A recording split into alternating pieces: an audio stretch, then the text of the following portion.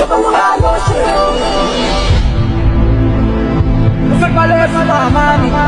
prayer warrior has gone now. She was the prayer warrior to the core. The news of your passing is the saddest news I've ever heard in my entire life. I and my family prayed and fasted for your recovery day and night because you meant so much to us, but I guess God loved you more. You cannot believe what I have seen with my eyes.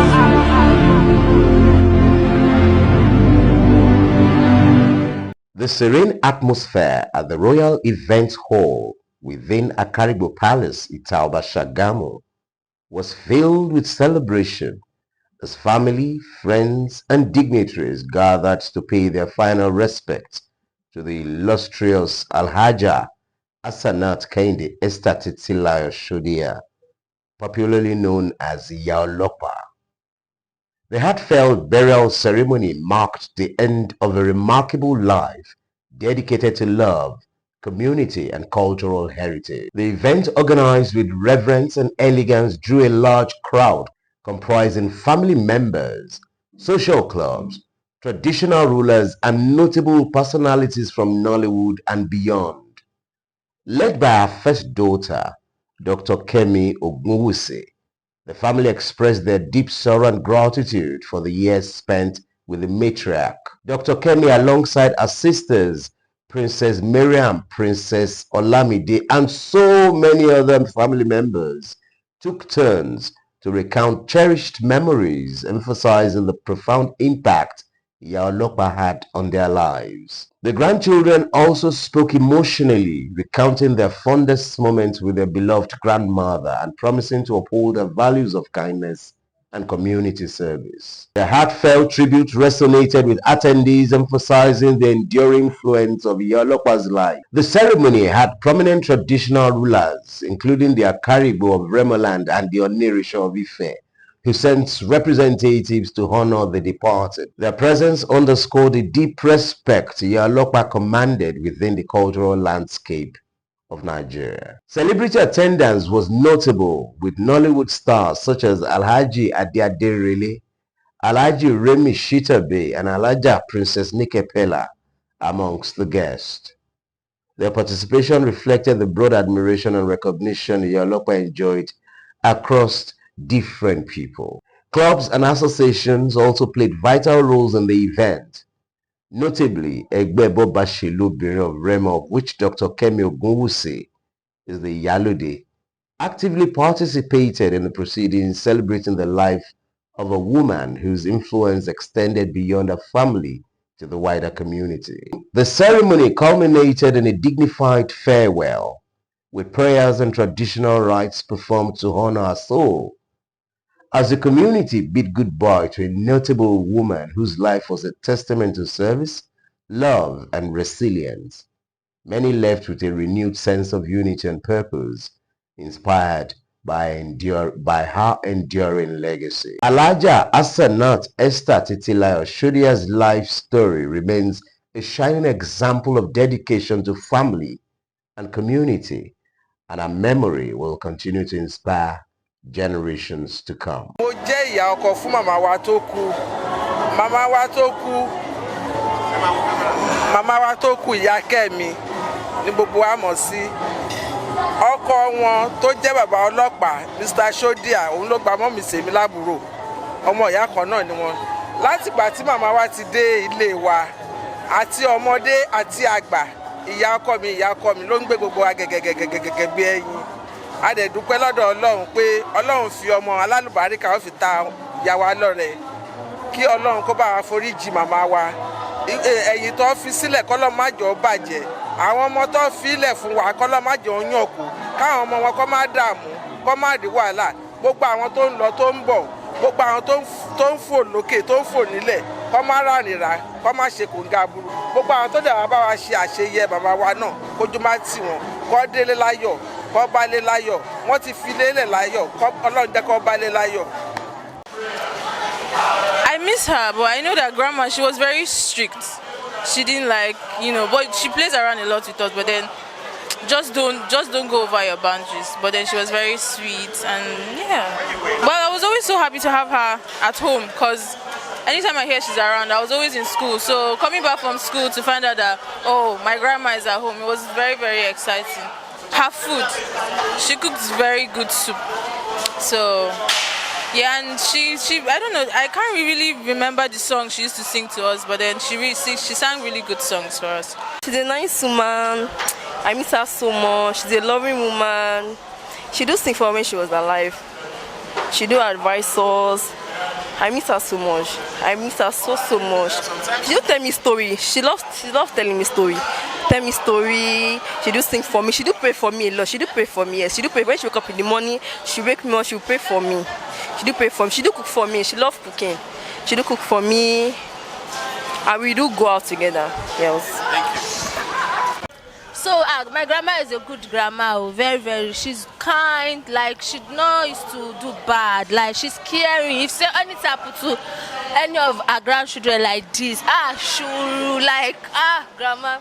And my purpose of being here to celebrate final of my grandmother, and she has been so nice to me, not to only me, to us. She kept us as grandchildren, you know. Whatever we do, she always help us out. She cook, we eat. She loves children, bringing us together as one family. Oh, actually, she doesn't come for holidays. We go to a place for holidays.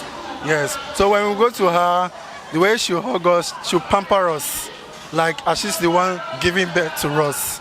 Yes. So the memory I could get from her is when she always speak English, a big English, to lecture us. Yeah, so she sit us down, talk to us.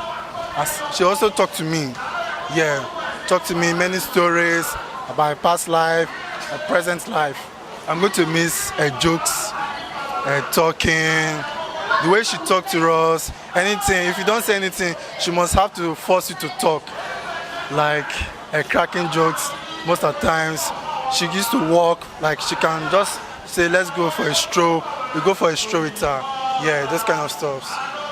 Yeah. My mom is a very nice woman. She's kind-hearted, down to earth. And I'm going to miss her love, I'm going to miss her care, and I'm going to miss her meals. Most importantly, my relationship with my mom is very cordial.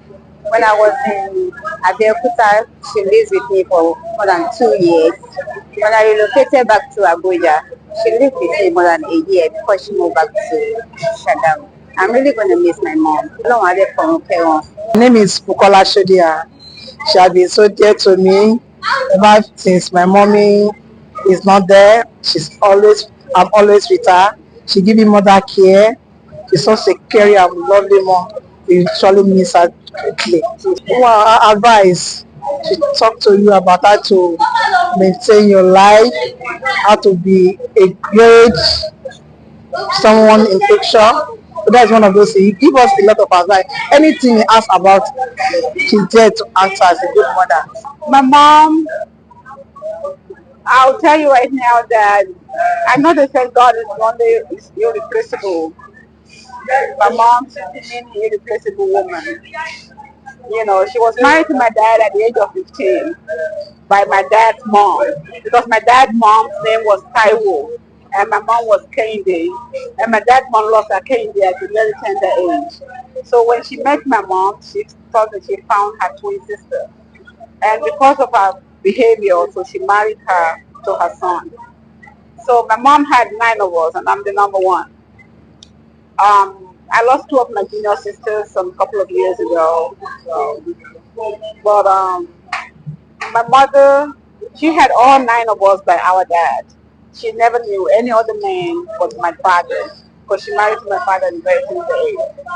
So when she got married to my dad here in Shagamu, then my father was a Marine police officer. He was serving at Sokoto in Yaori. So my mom was married here and was taken to my dad in Yaori. So they brought me in Yaori, Sokoto State. So she eventually went to learn how to do typing and shorthand. She learned about medication, they said chemist, they called it back in the days. So she honed that, And because of her experience in typing and shorthand, she worked for Chocolate Development Office, for the state office. She was working for them and she hired somebody to man her own chemist job that she was managing as well. She's an entrepreneur. So from Chocolate State, my father was transferred to Calabar back in those days because my father's job was to open a marine station. Not sure he then transfer it to another person, move to another state. So everywhere my dad goes, my mom goes with him. So until 1978, when my father was in Calabar, Calabar border, Cameroon. So while they were patrolling, because they patrolled a lot. So the Cameroonian pirates arrested them. They arrested my father and his crews. So my mother was home. There was no telecommunication, nothing. So they waited for a couple of days. They couldn't find them. So she went to their higher above that her husband was missing. If she had not raised the alarm, nobody would knew what happened to them, that they were the pirates had captured them. So then Obasanjo was in power. So he had to call the Cameroonian government to release them, or there's going to be a war between Nigeria and Cameroon. So immediately my father was released. They both moved again to another state. So she had traveled with my dad for her 33 years that they've been married, from one state, from the south to the north, to the west, to the east, all over Nigeria. So I migrated to the United States in 1992. You know how it is that we have to, find our ground before we can establish, right? So then I brought her to me to come stay with me. But because of her love for her mom, she couldn't stay with me. She wanted to go to her mom because she was saying that our country is too boring and all that stuff. So she went to her mom. But her mom was demanding also that I need to send her daughter back to her. So I had to do that. So then, I've been visiting and I come and go. But in her later years, she has what we call dementia. But a lot of Nigerians are not used to dementia. So dementia is an adult memory loss. It can happen to anybody. And when it happens, there's no cure for dementia, but we can manage the symptoms. But unfortunately, that disease is not well understood here in Nigeria. So when I heard about it, I had to put my medical, if I can treat other people, I should be able to treat my mother. So then at her last year, she had a stroke and she went straight into coma and didn't make it out. We didn't expect it, but we have to honor her mom's memory because she was a good mom when she was alive. She raised so many children. She was in a polygamous relationship with my dad. You know how Nigerians is set up. So when my stepmother left my dad, leaving my dad with three younger children, she raised them all. Everywhere we go in Nigeria, we go with our home practice. They used to tell my dad that, I remember when we were in Wokwen, they used to tell my dad, I said, yeah, Okoma eto ewodu. Kieshe Okoma eto ewodu. My dad was like, if this is that far, I don't want to leave. They are my children. Wherever I go, I take them with me. So that's how we got to know all the coconut wall of Nigeria. So she is a woman that will stand behind her husband. She loved her children and her children loved her. She used to travel for me. Because I told you it's nine of us. She would leave my house, go to another one, go to another one after her father passed. But her father passed away in 1999 after she was retired from the Marine Police.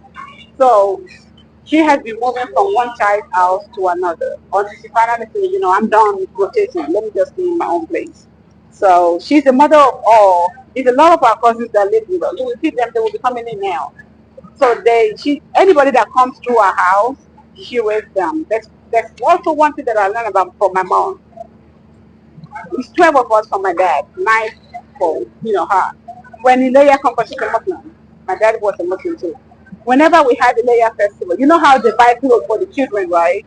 So my father will buy for us, my mom also will buy.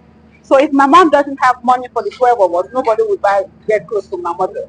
So she will ensure that before the Ilaya festival comes, she has enough money to go around all the 12 children.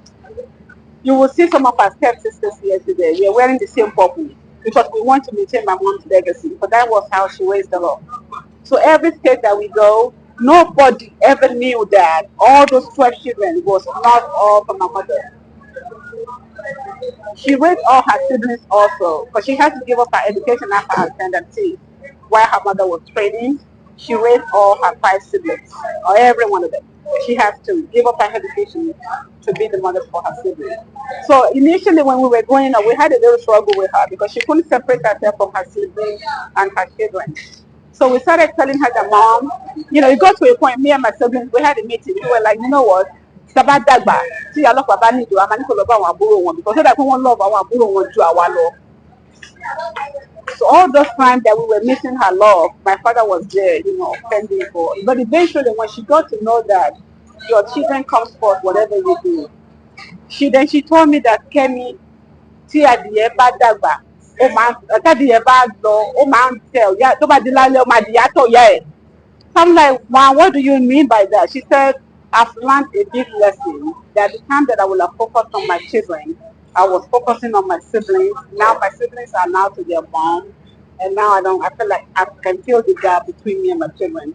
So we all learned from her life that, we're going to prioritize our lives, make our children come first in whatever we do, because we don't want to experience what you don't want to experience what happened between, because you know how painful it is that you have your mom, but she tends towards her siblings than towards our own children. What I'm going to miss about my mom is that, there's nothing that my mother cannot do for you. She doesn't know any stranger. There's no stranger in her dictionary. Omolomo, Yagogobi. That's what she is. And she always tells us, kò sí ẹrú, gbogbo ọmọlọmọ. We were raised with 2 houseboys. But when you come to our house, you can never know the difference between the houseboys and the raised children. Gbogbo ọmọlọmọ. She raised every children, and that's how we all grow up. You will see all of us now coming together because we don't know cousins, we don't know sisters, we don't know in-laws. There's no in-laws, so we are all the same. That's one thing we learn from her. Kò sí kò sọ́mọ ọkọ, kò sọ́mọ ọmọlọmọ jẹ, kò sọ́mọ àbúrò, kò sọ́mọ ẹ̀gbọ́n, kò síyàwó, kò sí ọkọ. If you marry into our family, there's no in-law. We call you uncle. We all know what uncle means, right? Uncle is somebody that is related to you. We call our in-laws uncle. We call our wives auntie because we are all one.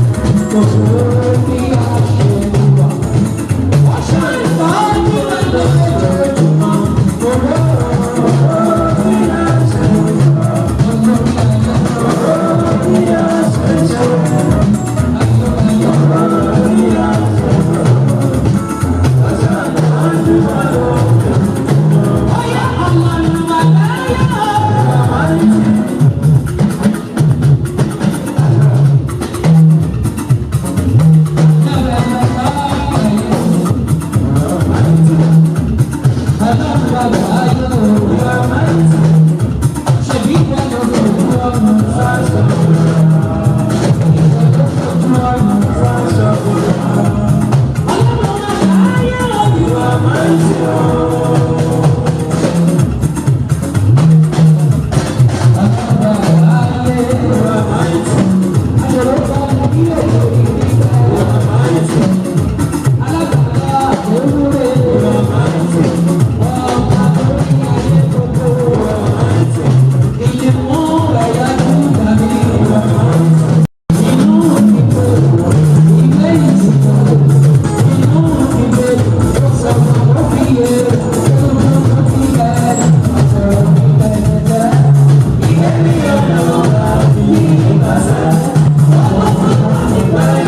you.